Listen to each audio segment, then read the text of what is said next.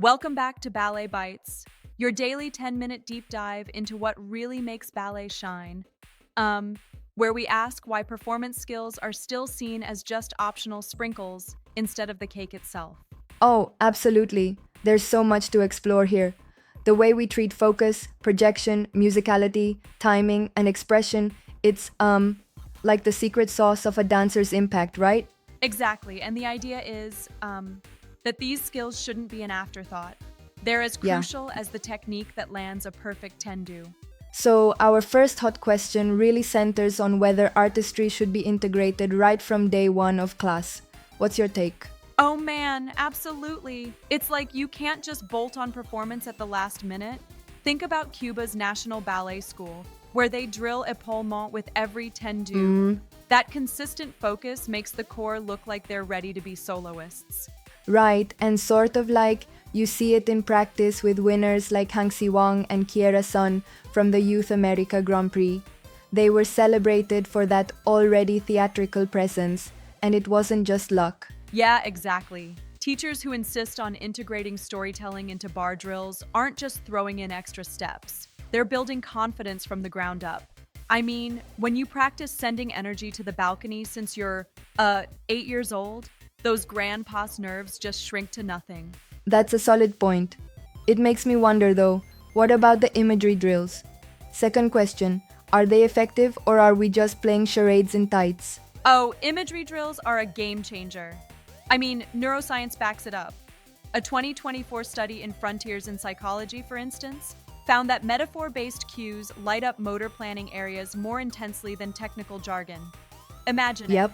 Saying radiate warm sunbeams gets your obliques firing faster than a simple lift your ribs. I actually tried a similar cue, crown on a mountaintop, to teach a petite allegro sequence with my teens. Suddenly, assemblies turned into these, regal proclamations, and, it's like they left behind any hint of slouchy posture. Right, and that's the beauty of it. It's not just about technique, it's about bringing the entire body into the emotion, creating a tension that's like roots grounding you, and then, your aura soaring. That tension reads as charisma. Yeah, and I do have a small challenge here. Don't you think sometimes imagery might overcomplicate the process? Like, what if a dancer overthinks a metaphor and ends up, missing the technical beat? Fair point. It's like you need balance. The goal is not to drown in fancy imagery, but to let it guide muscle memory naturally.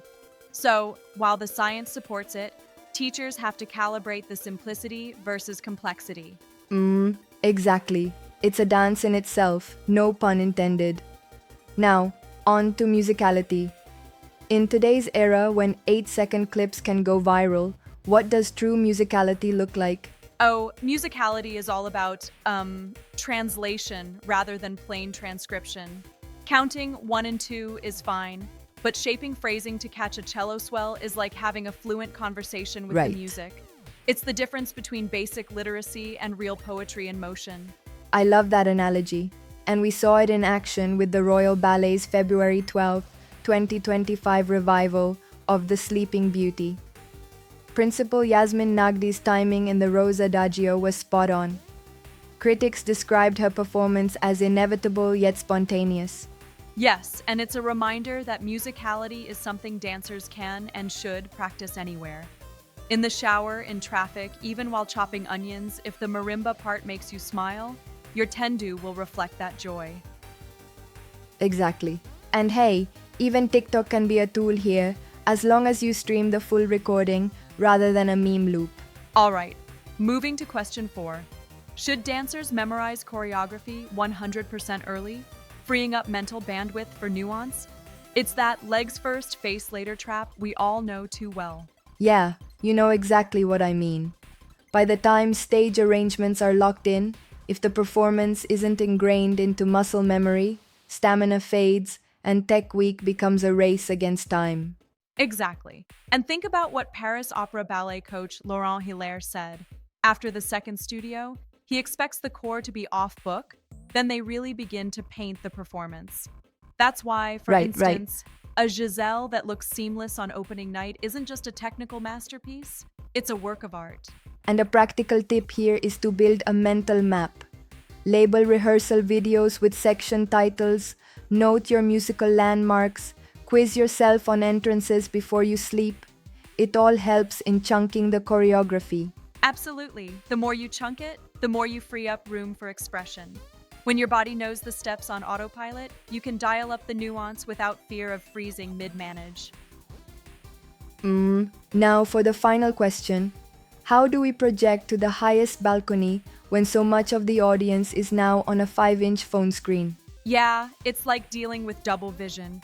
You need to keep that elevated eye line for those in-house gods on the main stage, while also dressing your performance with micro details, like a delicate eyebrow flick or fingertip finish for the camera close-ups. Right. Memphis Ballet's live stream of Coppelia on May 9th, 2025 nailed this balance. Dancers maintained traditional projection for the live audience, but their micro-expressions popped on screen, and the chat literally exploded with heart emojis. And that teaches us to train by alternating focal points in rehearsal. One run with eyes fixed on the exit sign, the next while staring into a phone camera. It's all about versatility. Not to mention the breath. A well-timed exhale at the close of a phrase can, practically pierce through rows or pixels. So, if we recap our 5 lightning bolt takeaways. First, integrate artistry from day one, making performance skills a foundational part of a dancer's training. Exactly. Second, use vivid imagery drills that, when balanced properly, enhance motor planning and create expressive movement. Third, immerse yourself in musicality. Not just count the beats, but really translate the music into your movement. Yup. Fourth, cement choreography early so that when the time comes for expression, you have the mental bandwidth to fully communicate the emotion. And finally, master the art of projection both for the live balcony and for our ever-present phone screens, keeping every detail deliberate yet natural. Absolutely. You know, this framework really challenges some of the old school thinking in ballet. It's like we're redefining what it means to be a performer, ensuring that every step is infused with meaning from the get-go. Totally. And it also challenges the notion that performance skills are just additional garnish. Instead, these elements are interwoven into the very fabric of dance technique. I have to say though, some traditionalists might argue that too much focus on performance early on could detract from the pure technical discipline. What do you think about that? That's a valid point. But I'd respectfully counter that integrating artistry doesn't undermine technique. It enhances it. Just like an architect designs a building, the performance component is the aesthetic that gives life to solid structure. I can get behind that analogy. And it really speaks to the evolution of dance training in our modern age. Exactly. It's about creating a holistic approach where every aspect, from imagery and musical translation to memorization and projection, works together to create an unforgettable performance. Well, that's a wrap for this deep dive into performance skills.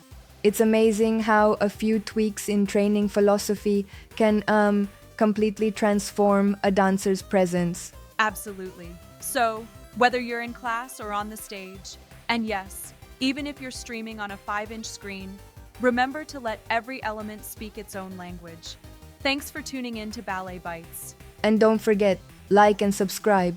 Your feedback keeps us dancing forward, whether it's applause or constructive critique. Catch you next time.